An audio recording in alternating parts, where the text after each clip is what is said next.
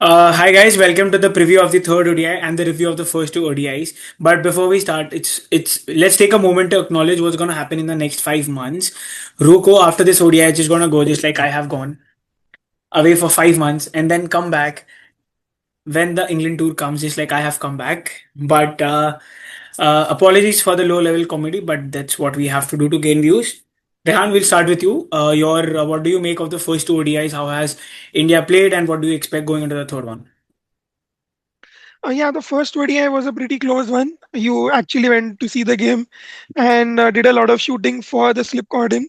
Yes. Kudos to you on that. The match was actually very good, very closely played game. I just felt that New Zealand would have been a little disappointed after the end of the first innings because with the start that Conway and Henry Nichols had given them, I believe they were 117 for no loss, somewhere close to that mark. Yes. And from there, they only managed to get 300. They would have expected somewhere around 350. They were 50 runs short. Daryl Mm. Mitchell, again, in the first ODI, played a brilliant innings. Uh, India, batting wise, they were pretty good with Virat again coming to the forefront and carrying on his form. And the way he chased the score, that actually shows that he is still in his prime. Uh, Happy to see him play that kind of an innings. Uh, it shouldn't have been that close, honestly. I hope you agree with me on that. But yeah, they would be happy that they got the win under the belt. That would be satisfying for them. But in the second ODI, it was a complete one sided affair from New Zealand. They won quite convincingly. Again, thanks to Daryl Mitchell.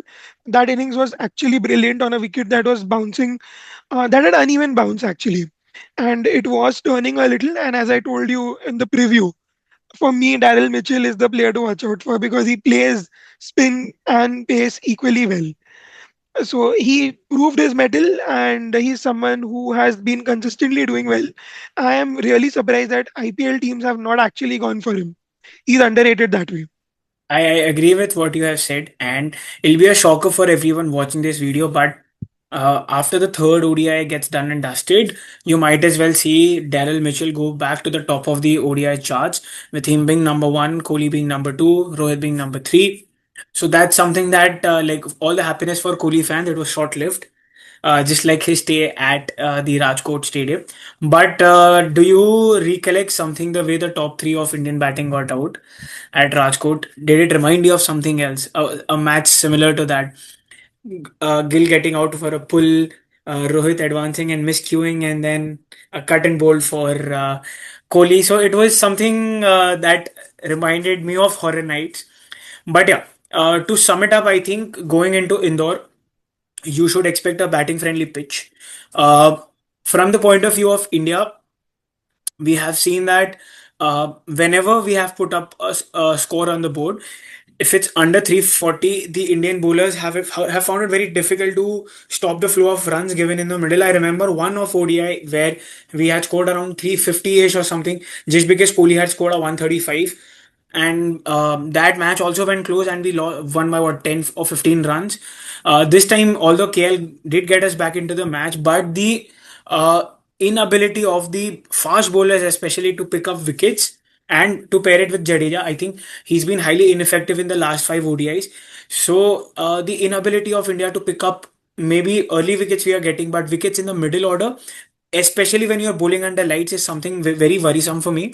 And I think going into the ODI World Cup, I know you have another 2 odd years, but I think it is imperative for you to question the kind of balance you want to go in with. Obviously, with Hardik coming back, he comes back in place of Washington Sundar.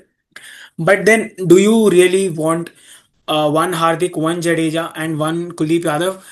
When Jasprit Bumrah is not there, I don't think India have the solution for bowling second. You're right. I'm also concerned about the batting. If I can just move the attention from bowling, I'll come to bowling. But even with batting, I was disappointed because I'll give you a very simple reason. They don't have premier fast bowlers or spinners in their side, but still they got India out for a cheap score. Even in the first ODI, they got the match till about 49 over, Yeah. till the last over, Yeah. 49.2 or somewhere around that.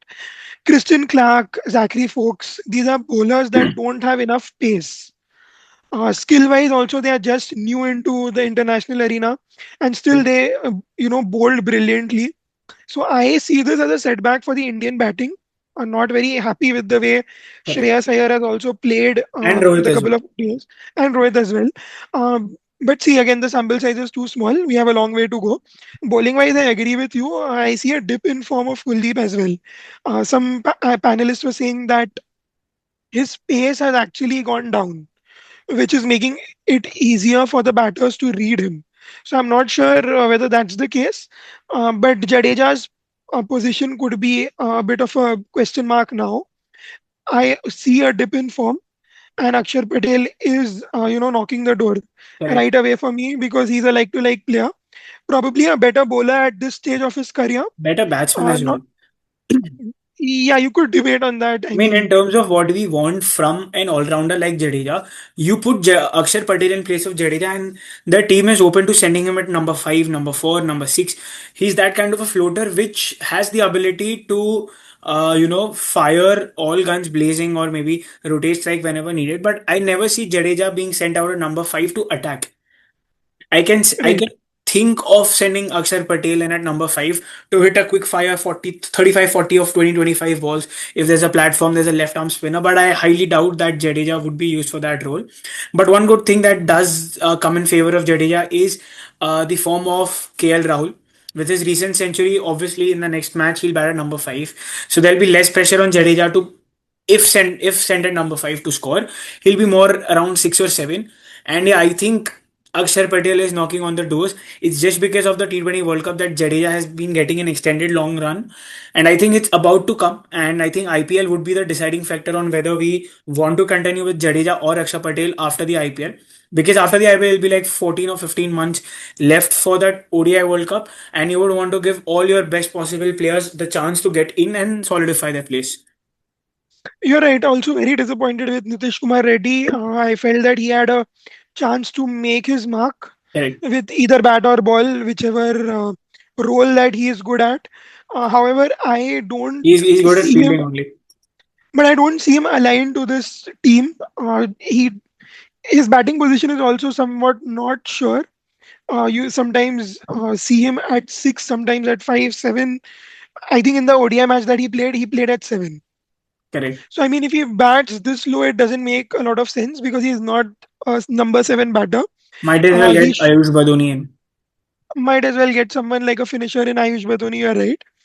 With the ball also, I think he needs to play a lot more domestic cricket because I don't see him be that Hardik Pandya replacement. He's still With at Hardik Vijay Pandya, Shankar role.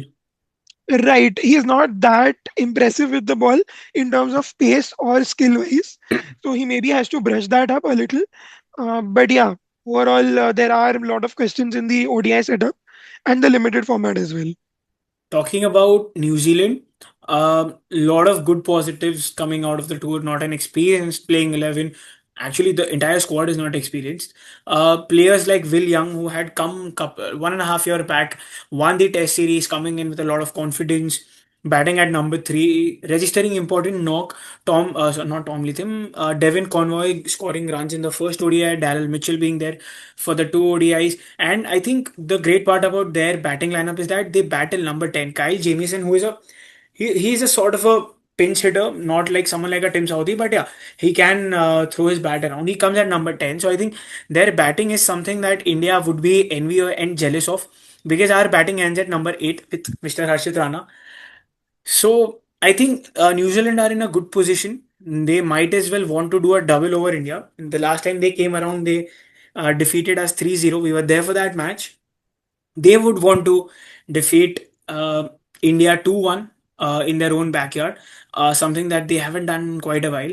Do you think India will be able to defend their home turf? जो बोलना है बोल सकते हैं अब तो.